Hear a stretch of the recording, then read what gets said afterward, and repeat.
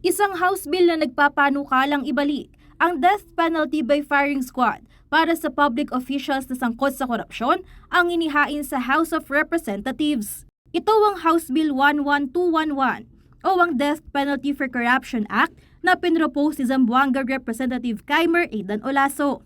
Nakasaad dito na applicable ang House Bill sa sinumang elected o appointed na opisyal sa executive, legislative at judicial branches mula sa presidente hanggang sa pinakamababang posisyon sa barangay. Damay din dito ang mga nanunungkulan sa AFP, PNP, constitutional commissions at government-owned and controlled corporations. Paparusahan ng death penalty sa pamamagitan ng firing squad ang mga pampublikong opisyal na hahatulan ng sandigang bayan ng kasong graft and corruption, malversation of public funds at plunder.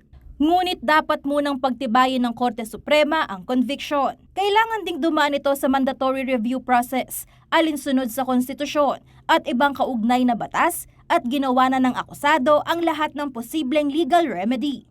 Ito ay upang masiguro na nananatili ang fundamental rights ng inaakusahan at ipapataw lamang ang death penalty sa mga kasong napatunayang guilty ang public official.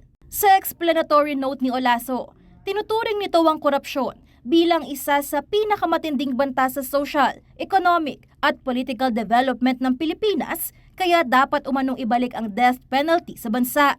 Angelica Cara, CLTV 36 News.